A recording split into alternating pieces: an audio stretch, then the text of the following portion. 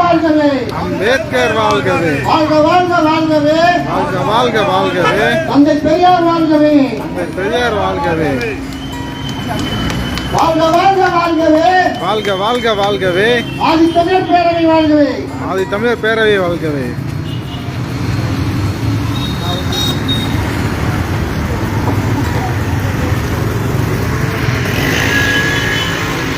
ஆதித்தமிழர் சங்க தொழிலாளர் பேரவையின் சார்பிலே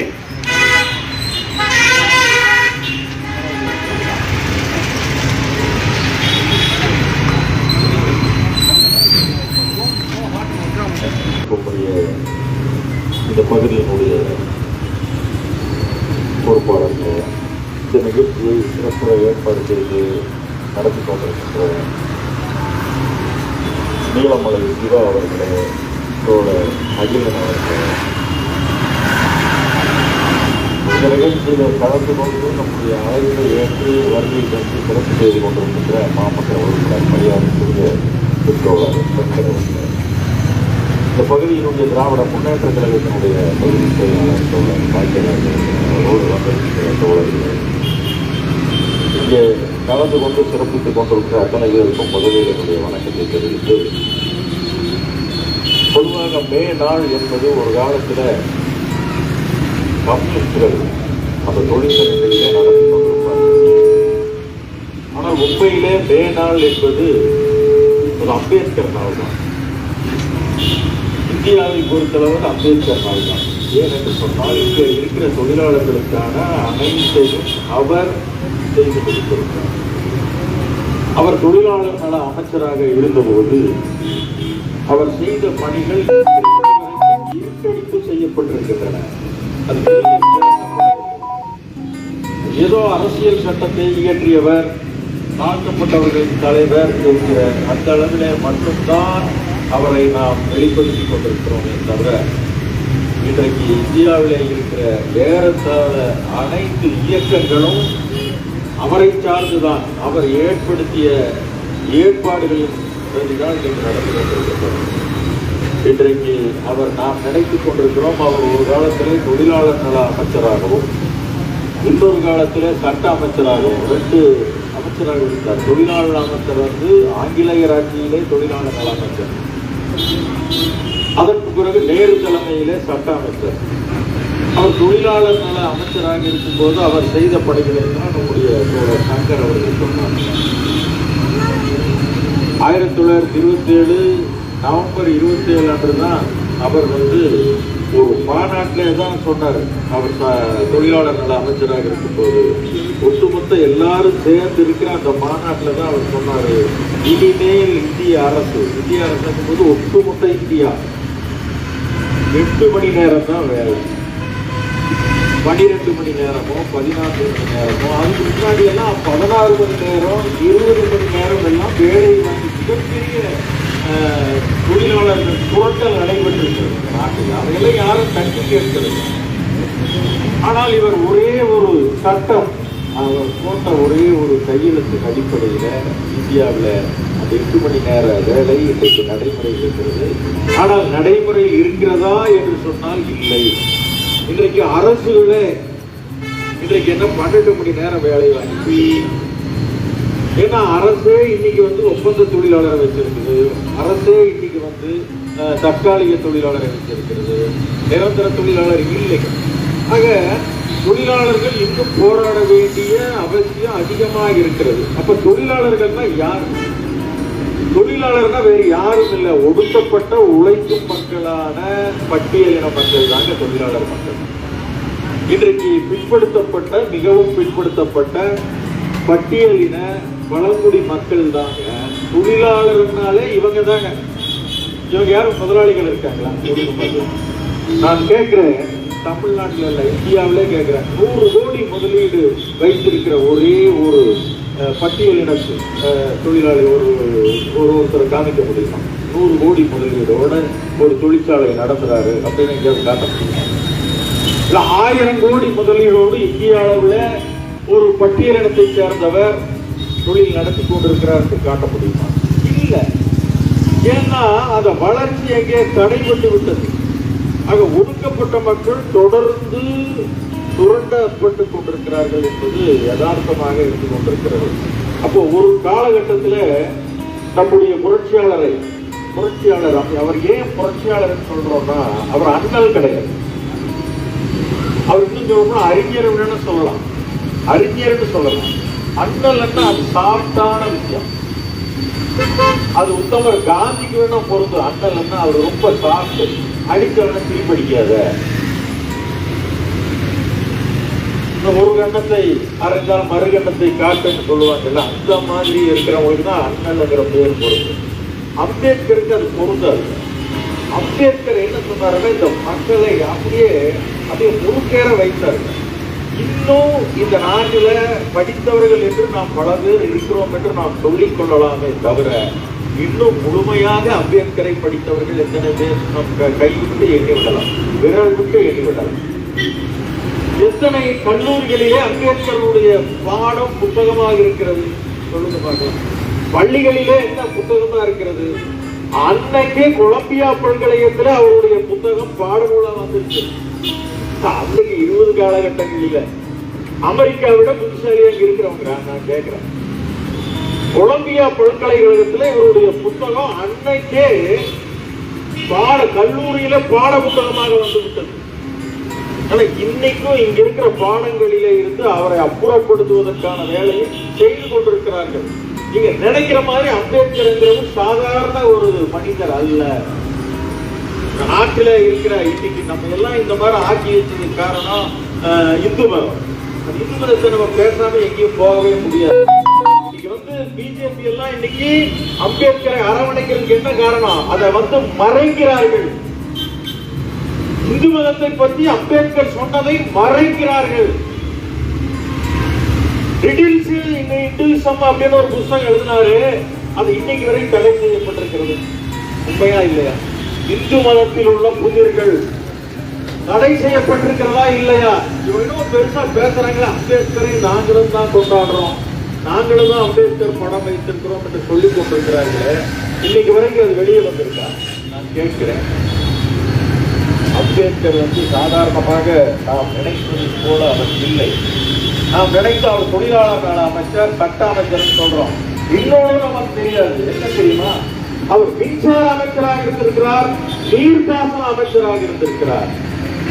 மின்சார அமைச்சர் மத்தியில மின்சார அமைச்சர், நீர்ப்பாசனத்துறை அமைச்சர். சரி, இதுல இருந்து அவர் என்ன செய்தார்னு கேட்டீங்களா? உலகத்திலேயே மிகப்பெரிய நீர் மின் திட்டம் தாமோதர் நீர் மின் திட்டம், அது உத்தரப்பிரதேசத்தில் இருக்கு. தாமோதர் மின் திட்டம் அது அமெரிக்காவிலே இருக்கிற ஒரு நீர் மின் திட்டத்தை அப்படியே அடிப்படையாக வைத்து நம்முடைய புரட்சியாளர் அது இந்தியாவிலே ஏற்படுத்தினார். அது உண்மையிலே அம்பேத்கர் நீர் திட்டம் தான் பேர் வச்சிருக்கணும். தாமோதர் நீர் திட்டம் பேர் வச்சிருக்காங்க. அது அம்பேத்கர் நீர் திட்டம். அது இன்னைக்கு அது எத்தனை கோடி பாசனம் நீர்ப்பாசனம் அங்கே கொடுத்து கொண்டிருக்கிறது. இந்தியாவில் இருக்கிற அனைத்து நதிகளும் இணைக்கப்பட வேண்டும் என்று முதலில் சொன்னவர் அம்பேத்கர். வேற யாரும் அதுக்கு முன்னாடி சொன்னதே கிடையாது. இந்தியாவில் இருக்கிற அனைத்து நதிகளும் இணைக்கப்பட வேண்டும் என்று முதலில் சொன்னவர் அம்பேத்கர். அவரை வெறுமனே அரசியல் சட்டத்தை இயற்றுவர், தாழ்த்தப்பட்டவர்களின் தலைவர் இது மட்டும் சொல்லி அப்படியே நிறுத்திதான் பண்ணிட்டு இருக்காங்க. அம்பேத்கரை அப்படியே மறைத்து விட்டார்கள். இந்து மதத்தை, இந்து மத பார்ப்பனர்களை எதிர்த்து அவர் சொன்னதை இதுவரைக்கும் யாராவது வெளியில பேசி இருக்கிறாங்களா? ஏன் பேச மறுக்கிறார்கள்? நமக்கு 2 தடைகள் சொன்னாங்க. அம்பேத்கர் சொன்னார் 2 தடை. ஒன்னு பார்ப்பனியம், இன்னொன்னு முதலாளித்துவம். ஒன்னு பார்ப்பனியம், இன்னொன்னு முதலாளித்துவம். இதுக்கு மேல தெளிவா இந்தியாவில யாரும் சொல்ல வேண்டிய அவசியம் இல்லை. இந்த 2 தான் நமக்கு எதிரி. முதலாளித்துவம் எதிரி, பார்ப்பனியம் எதிரி. பார்ப்பனர்கள் எதிரின்னு அவர் சொல்லல. பார்ப்பனர்கள் நமக்கு நண்பர்களாக இருக்கலாம், அது வேற விஷயம். பார்ப்பனியம் எது, பார்ப்பனியம் எது, பார்ப்பனர்கள் என்பதை நம்ம தெளிவாக விளங்கிக் கொள்ள வேண்டும். இன்றைக்கு நம்மை ஆட்டி படைத்துக் கொண்டிருப்பதே பார்ப்பனியம் தான். இங்கே இருக்கிற சூத்திரர்கள் என்று சொல்லப்படுகிற பிற்படுத்தப்பட்ட, மிக பிற்படுத்தப்பட்ட, தாழ்த்தப்பட்ட மக்களிடம் இன்னைக்கு அதிகபட்சமாக பார்ப்பனியம் உருவாக்கப்பட்டிருக்கிறது. இவங்க அதிக நேரத்தை அதிலே செலவு செய்து கொண்டிருக்கிறார்கள். அதிக நேரம் அதுக்கு தான் செலவு. அது பார்ப்பனையை ஏற்படுத்தி வைத்தது. ஒரு ஜோசியம் பாரு, ஒரு ஜாதகம் பாரு, நல்ல நேரம் பாரு, கெட்ட நேரம் பாரு, இப்படியே நம்முடைய நேரம் பூரா செலவாகும். அதுக்கு அவன் என்ன சொல்லுவான்னா, இதுக்கெல்லாம் ஒரு பரிகாரம் இருக்கு, நீ பணம் கொண்டாப்பா. நம்ம பணம் பூரா பரிகாரத்திலே செலவாயிட்டு. இது நீங்க கிராமத்திலையும் நம்முடைய மக்கள் மத்தியில போய் பார்த்தால்தான் தெரியும். எல்லாமே இருக்கிறது, அதுக்கு ஒரு பரிகாரம் இருக்குன்னு பாப்பா சொல்லுவான். அந்த பரிகாரத்துக்கு பல 10,000 செலவாகும். சம்பாதிக்கிறது போல அதுக்கே செலவு செய்து கொண்டிருப்பார். ஆக இப்படி புரட்சியாளர் அம்பேத்கர் இந்து மதத்தின் மீது ஏற்படுத்திய தாக்குதல்களை இன்றைக்கு நாம் அப்படியே இருட்டடி செய்து மறைத்து விட்டு, நீங்க வேற எதுவும் செய்து நீங்க எத்தனை காலம் ஆனாலும் சரிங்க, இது வெளி வந்தே தீரும். அம்பேத்கரை 1990 அவர் மறைந்தது 1956. 56 அவர் மறைந்த போது அம்பேத்கரை பல பேருக்கு தெரியாது. அவர் 56 தான் மறைஞ்சார், டெல்லியில மறைஞ்சார். பல பேருக்கு தெரியாது. டெல்லியில அவர் இருந்த வீடு நான் போய் பார்த்துட்டேன். பழைய டெல்லியில, ஓல்டு டெல்லி என்று சொல்லக்கூடிய 26 அந்த வீடு பார்த்தீங்கன்னா, நான் பார்க்கும்போது பிஜேபி ஆட்சியில இல்லை, அப்போ காங்கிரஸ் ஆட்சி. அப்பொழுது நான் போய் பார்த்த அம்பேத்கர் வீடு என்பது வேறு, அது அப்படியே இருந்தது. அவர் எங்கே படித்தார், அவருடைய நூலகம் எது, அவர் டேபிள் எது, அவர் எங்கே சாப்பிட்டார், எங்கே தூங்கினார், எல்லாம் அந்த இடத்துல இருக்குது டெல்லியில. இந்த மோடி ஆட்சி வந்த பிறகு நாங்கள் அம்பேத்கரை பெரிய அளவுல நாம் எதுவும் பண்றேன்னு சொல்லி போட்டு அதை அப்படியே உல்டா பண்ணி ஒன்றுமே இல்லாம செய்து விட்டாங்க. அங்க எந்த இப்போ குஜராத்ல காந்தி அவர்களுடைய வீட்டுக்கு நான் போயிருக்கிறேன். அங்க அவர் வாழ்ந்தது, அங்க போனா அது எல்லாமே இருக்கு. இது பாருங்க அவர் பயன்படுத்திய பேனம், இது ஒரு பாருங்க உட்கார்ந்த இடம், இது பாருங்க ஒரு படுத்த இடம், இது ஒரு பாத்ரூம், இது சாப்பிட்ட இடம் காட்டுறாங்களா இல்லையா? அதே போல நேருவுக்கும் இருக்கிறது, அதே போல எல்லா தலைவர்களுக்கும் இருக்கிறது. ஆனா இங்க நீங்க போய் பாத்தீங்கன்னா அம்பேத்கர் பிறந்த இடத்துல அத்தனையும் மறைத்து விட்டார். அவருடைய நோக்கம் அம்பேத்கரை மறைப்பது. மோடி அரசினுடைய நோக்கம் அம்பேத்கரை மறைப்பது, மறைத்து ஒழிப்பது. அதாவது அணைப்பது போல அணைச்சு கத்தியில குத்துவாங்கல்ல, அந்த வேலையை இன்றைக்கு மோடி அரசு செய்து கொண்டிருக்கிறது. அதனாலதான் இன்னைக்கு நம்முடைய தளபதி அவர்கள் மிக தெளிவாக நேற்றைக்கு திண்டுக்கல்ல சொல்லியிருக்காரு, நீங்க என்னதான் பண்ணாலும் மாநில அரசினுடைய உரிமைகளை ஒடுக்கலாம் என்று நினைத்தால் அது முடியாது. நாங்கள் வளர்ந்து கொண்டே இருப்போம் சொல்லியிருக்காரு தளபதி. நீ ஒன்றுமே பண்ணிட முடியாது, மாநில சுயாட்சியை ஒடுக்கிவிட முடியாது. ஆக அம்பேத்கர் அவர்கள் என்னென்ன சொன்னாரோ அத்தனையும் மறைச்சு விட்டு, நீங்க அம்பேத்கர் அப்படின்னா அம்பேத்கர்னா அவர் என்ன சொல்றாரு, புத்த மதத்துல சேருன்னு சொன்னாரு. அது கடைசியில இறக்கிறதுக்கு ஒரு 4 மாதத்துக்கு முன்புதான் அதை அவர் செய்தார். அதுக்கு முன்னாடி வரைக்கும் என்ன, 56 அவர் இறக்கிற வரைக்கும் யாரும் புரட்சியாளர் யார் என்று தெரியாது. ஆனால் 1990 இந்த 1990 அவருடைய 100ஆண்டு விழா வந்து, ஏன்னா அம்பேத்கர் பிறந்தது 1891. அப்ப 1990 100ஆண்டு விழா வருகிறது. பிபி சிங் அவர்கள் அங்கே பிரைம் மினிஸ்டர். அப்ப என்ன பண்றாரு, 100ஆண்டு விழா நடக்குது. 100ஆண்டு விழான்னா வெறுமனே இந்த மாதிரி விழாக்கள் நடத்துவது அல்ல. 100ஆண்டு விழான்னாலே அவர் என்ன எழுதினார், என்ன பேசினார் அப்படிங்கிறது மக்கள் கிட்ட கொண்டு போறது. இந்தியாவில் இருக்கிற 22 மொழிகளிலும் அவருடைய புத்தகம் வெளியே வந்தது, தமிழிலும் வந்தது. தமிழில 42 தொகுதிகள் இருக்கிறது. நீங்க எத்தனை பேர் அதை கண்ணால் பார்த்துருக்கீங்களா? நான் கேட்கிறேன்.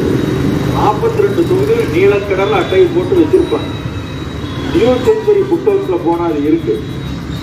42 தொகுதிகள், இன்னைக்கு அது 47 தொகுதியாக மாறி இருக்கிறது. அந்த தொகுதிகள் எல்லாம் வெளியே வந்த பிறகு 91 தான் அவருடைய நூற்றாண்டு விழா கொண்டாடப்பட்டது. அப்பொழுதுதான் அம்பேத்கர் யார் என்று எல்லோருக்குமே தெரிந்தது. அம்பேத்கர் இப்படியா விஷயம், இதெல்லாம் எங்களுக்கு தெரியாது, என்ன மறைக்கப்பட்டது. அப்ப அன்னைக்குதான் புத்தகங்களே வெளியே வருது, அதையும் மறைத்து விட்டார்கள். இன்னும் நிறைய பேர் கொண்டு போய் சேர்க்கவில்லை. அதனாலதான் நம்முடைய தளபதி அவர்கள் ஊருக்கு ஊர் நூலகத்தை ஏற்படுத்துகிறார். எது தெரியுமா தளபதி ஏற்படுத்துறார்? சும்மா இல்ல, தளபதி ஊருக்கு ஊர் நூலகத்தை புதுப்பிக்கிறார், புது நூலகம் கட்டுகிறார். அங்கே மதுரையிலே ஒரு நூலகம் ஏற்பாடு நடந்து கொண்டிருக்கிறது, மிகப்பெரிய நூலகம். சென்னையில் இருக்கிற நூலகம் புதுப்பிக்கப்படுகிறது. தமிழ்நாட்டில் இருக்கிற அத்துணை நூலகங்களும் புதுப்பிக்கப்படுகிறது. எதுக்கு தெரியுமா? சும்மா இல்லை, அங்கே புரட்சியாளர் அம்பேத்கருடைய நூல்கள் அங்கே வரும், தந்தை பெரியாருடைய நூல்கள் அங்கே வரும், பேரறிஞர் பெருந்தகை அண்ணாவுடைய நூல்கள் அங்கே வரும், முத்தமிழறிஞர் கலைஞர் அவர்களுடைய நூல்கள் அங்கே இடம்பெறும். கலைஞரை பற்றி கூட இங்க நிறைய பேருக்கு தெரியலைங்க, இன்னும் தெரியவில்லை. கலைஞரை பற்றி பல பேருக்கு தெரியவில்லை. 27 படங்களுக்கு அவர் கதை வசனம் எழுதியிருக்கிறார், பல 100 புத்தகங்களை எழுதியிருக்கிறார். அந்த புத்தகங்களை எத்தனை பேர் நம்ம படிச்சிருப்போம்? இதேதான் அம்பேத்கர். அம்பேத்கருக்கு நடந்தது இதேதான். ஒரு தலைமுறை அதை மறந்து விட்டது என்று சொன்னால் அப்புறம் யாரும் பார்க்கவே முடியாது.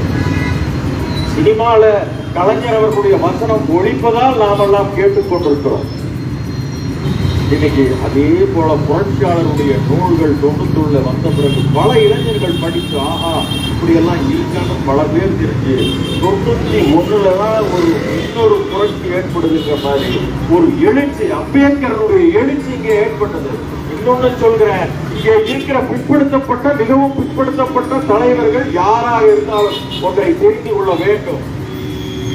உண்மையிலே அம்பேத்கரை தூக்கி பிடிக்க வேண்டியது நீங்கள் தான், நாங்கள் கிடையாது. நாங்கள் என்று சொன்னா நான் பட்டியலத்தை சேர்ந்த முறையில் சொல்றேன். ஏன் அப்படி சொல்கிறேன் என்றால், பிற்படுத்தப்பட்ட சமுதாயத்துக்கு இன்றைக்கு இடஒதுக்கீடு மத்திய ஆட்சியில இருக்கிறது என்று சொன்னால் அதற்கு அம்பேத்கர் தான் காரணம், இல்லாட்டி வரவே வராது. அம்பேத்கர் அதற்கு சரியான ஏற்பாடுகளை செய்துவிட்டு போனதனால் இன்றைக்கு மத்திய அரசில இடஒதுக்கீடு இன்றைக்கு பிற்படுத்தப்பட்டவர்கள் கிடைச்சிருக்க ஒழிய இன்னைக்கு ஒரு 8000 பேர் மருத்துவர்கள் படிக்கிறார்கள் என்று சொன்னால் அதுக்கு புரட்சியாளர் தான் காரணம். அந்த நன்றி கடன் இருக்குமேயானால் பிற்படுத்தப்பட்டவர்கள் உங்க வீட்டுல முதல்ல நீங்க அம்பேத்கர் படம் தருவீங்க.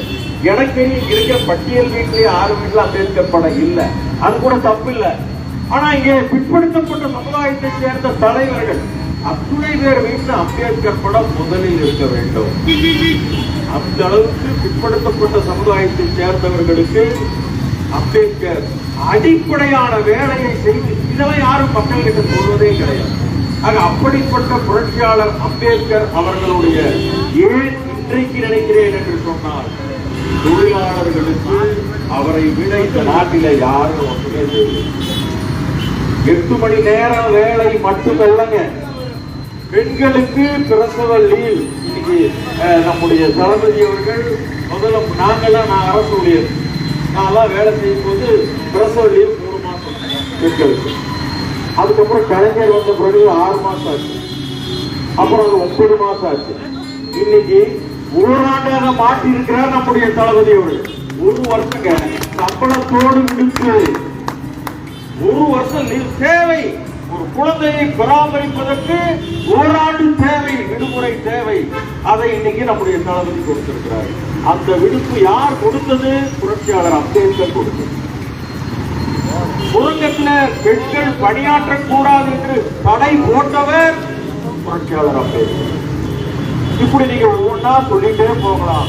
பெண்களுக்கு சொத்துரிமை பங்கு, அவர் தொழிலாளர் நல அமைச்சராக, அதற்கு பிறகு சட்ட அமைச்சரான பிறகு நேருடைய தலைமையில பெண்களுக்கு சொத்துரிமை வேண்டும்.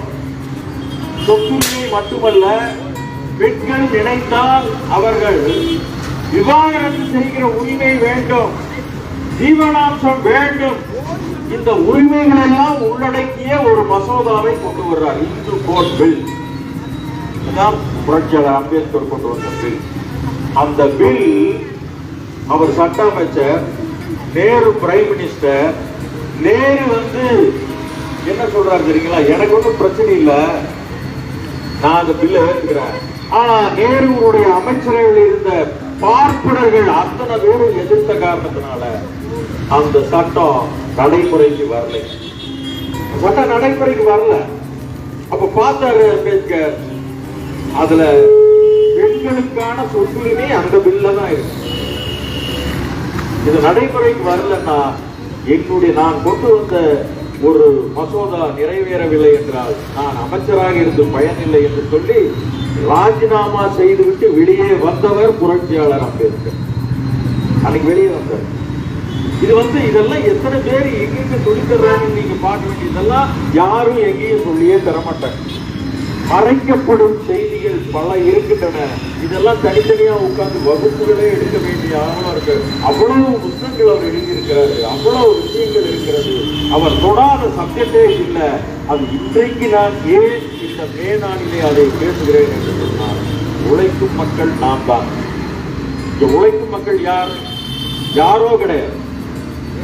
இங்க இருக்கிற பிற்படுத்தப்பட்ட, மிகவும் பிற்படுத்தப்பட்ட பட்டியல் பழங்குடி மக்கள் தான் உழைக்கும் ஒடுக்கப்பட்ட மக்கள், வேற யாரும் கிடையாது. ஆக இந்த ஒடுக்கப்பட்ட மக்களுக்கு, இந்த ஒடுக்கப்பட்ட மக்களுக்காக பணியாற்றிய ஒரு தலைவரை பற்றி தெரிந்து கொள்ளாமல் எப்படி இருக்க முடியும்? ஆக அதை தெரிந்து கொள்ள வேண்டிய ஒரு அவசியம் இருக்கிறது. அதை இந்த நாளை பயன்படுத்தி, புரட்சியாளர் அம்பேத்கர் இத்தனை விஷயங்கள் செய்தவரா? பெண்களுக்கு சொத்துரிமை வேணும்னு சொன்னவரா? பிரசவ லீவு கொடுத்தவர் அவர்தானா? 8 மணி நேர வேலை அவர்தான் செஞ்சாரா? நீர் மின்திட்டங்கள், இந்தியாவில் இருக்கிற பல நீர் மின்திட்டங்கள் திட்டம் வகுத்தவர் அவரு. ரிசர்வ் பேங்க் கொண்டு வந்தவர் அவரு. இங்க இருக்கிற இஎஸ்ஐலிருந்து இங்க இருக்கிற நம்ம போய் எம்ப்ளாய்மெண்ட்ல பதிவு பண்றோம்ல, அந்த எம்ப்ளாய்மெண்ட் அவர் தான் கொண்டு வந்தது. பப்ளிக் சர்வீஸ் கமிஷன் அவர் தான் கொண்டு வந்தது. நீங்க அப்படி எடுத்தீங்கன்னா ஒன்றும் விடாம அம்பேத்கர் தாங்க கொண்டு வந்தாரு. அப்ப இதெல்லாம் என்ன ஆச்சு? இதெல்லாம் எங்க பத்திரிகை பாடத்துல படிக்கிறோமா இல்ல எங்கேயாவது இருக்கேன்னா பாடத்துல சொல்லியே தர மாட்டாங்க. சொல்லி தந்த ஒரே ஒரு ஆண்டுக்கு மட்டும் அம்பேத்கருடைய செய்திகளை பாட புத்தகத்தில் வந்தோம்னா தமிழ் இந்தியாவில் புரட்சியா நடக்குது. அந்த செய்தி மட்டும் பாட புத்தகங்கள் வந்தால் இந்தியாவிலே புரட்சியே நடந்துள்ளோம். ஒரு காலத்துல பேரறிஞர் பெருந்தகை அண்ணா ஒரு தடவை சொன்னார். என்ன தெரியுமா சொன்னாரு? எனக்கு ஒரே ஒரு படத்தை மட்டும் சென்சார் இல்லாம எடுக்கிறதுக்கு எனக்கு அனுமதி கொடுங்க. ஒரு படம், ஒரு சினிமா படம் மட்டும் சென்சார் இல்லாமல் எடுப்பதற்கு அனுமதி கொடுங்க. இந்த தமிழ்நாட்டை நான் தனிநாடாக ஆக்கி காட்டுகிறேன்னு சொன்னார். அதுக்கு எவ்வளவு சக்தி இருக்கு தெரியுங்களா அந்த படத்துக்கு? அன்னைக்கே சொன்னாரு பேரறிஞர் பெருந்தகை அண்ணா. ஆக இன்னைக்கு சென்சார் போர்டு வச்சு எல்லா விஷயங்களையும் தடுத்து இன்னைக்கு அம்பேத்கர் இதையும் வரலைங்க. அம்பேத்கர் எங்க காட்டுறான் தெரியுமா? ஒரு குற்றவாளியை பிடிச்சிட்டு கொண்டு போய் போலீஸ் ஸ்டேஷன்ல வைக்கும் போது அது பின்னாடி அம்பேத்கர் படம் இருக்கு. நீங்க எல்லா சினிமாலையும் பாருங்க. ஒரு குற்றவாளியை கொண்டு போய் போலீஸ் ஸ்டேஷன் நிறுத்துவான். நிறுத்தி அவனை விசாரிப்பாங்க. அந்த விசாரிக்கும் போது அதுக்கு பின்னாடி அந்த போலீஸ் ஸ்டேஷன்ல அம்பேத்கர் படத்தை காட்டுவான். நான் கேட்கிறேன், ஏன் நீதிமன்றத்திலேயே அம்பேத்கர் படம் இல்லை? நான் கேட்க அதுக்கு பதில் சொல்லுவாங்க. சட்டத்தை இயற்றியவரே அவர் தானே. இந்த அரசியல் சட்டத்தை நீங்க நீதிபதி எந்த சட்டத்தின் அடிப்படையில் தீர்ப்பு சொல்றாரோ அந்த சட்டத்தை இயற்றியவரே அம்பேத்கர் தானே. அந்த நீதிபதிக்கு மேல அங்கெல்லாம் வச்சிருக்கணும் அம்பேத்கர் படத்தை. ஏன் வைக்கல? அதற்கு ஒரு காலம் வரும். அந்த காலம் தான் நம்ம காலம். இனி வருகிற காலத்துல தளபதி அவர்கள் ஆட்சிக்கு வந்தால் தமிழ்நாட்டில் இருக்கிற நீதிமன்றங்களில் எல்லாம் அந்த படம் வரத்தான் போகுது. நான் பார்க்கத்தான் போகிறோம். இந்த தமிழ்நாட்டினுடைய முதல்வர் பொதுவான முதல்வர் அல்ல, ஒடுக்கப்பட்ட மக்களினுடைய முதல்வர், குறிப்பாக பட்டியல் பழங்குடி மக்களினுடைய முதல்வர். மறந்து விடாதீர்கள். தளபதி அவர்கள் ஏதோ சாதாரணம் பற்றி யாரும் நினைத்து விடாதீர்கள். தளபதி அவர்களை பற்றி வேறு யாரும் சொல்வதை விட எச் ராஜா ஒன்று சொன்னார், he is more dangerous than Karunanidhi சொன்னார். அப்படின்னா என்ன அர்த்தம்? கலைஞரை விட இவர் ரொம்ப அபாயகமானவர் சொன்னார். அப்படின்னா என்ன அர்த்தம்? கலைஞர் வந்து ரொம்ப பொறுமையா இவங்களை எல்லாம் வேடிக்கை பார்த்து விட்டு வச்சுட்டாரு. யாரையும் ஒன்றும் பண்ணல. சரி என்னமோ பண்ணிப்போ, நமக்கு என்ன சூரியனை பார்த்து ஏதோ வந்து குறைச்சா யாருக்கு பாதிப்பு, அதுக்கு தான் பாதிப்பட்டோம். ஆனால் தளபதி அவர்கள் அப்படி விட மாட்டார். தளபதி அவர்கள் அப்படியே நசுக்கி எடுத்துருவாரு. இப்பெல்லாம் அமைதியா இருக்காருன்னு நினைச்சிட்டு இருக்காதீங்க. வாய்ப்பு வரும்போது எவனும் தப்பிக்க முடியாது. இந்த திராவிட இயக்கத்தை எதிர்க்கிற யாரும் தப்பித்து விட முடியாது. திராவிட இயக்கத்தினுடைய வளர்ச்சியிலே தான் ஒடுக்கப்பட்ட பட்டியலின மக்களுடைய வளர்ச்சி இருக்கிறது. இதை நாம் புரிந்து கொண்டால் நிச்சயமாக வருங்காலத்திலே நமக்கு வாய்ப்பு இருக்கிறது என்று கூறி, மே நாள் என்பது அம்பேத்கர் நாள் என்பதை மட்டும் இந்த நேரத்தில் சொல்லி விடைபெறுகிறேன். நன்றி, வணக்கம்.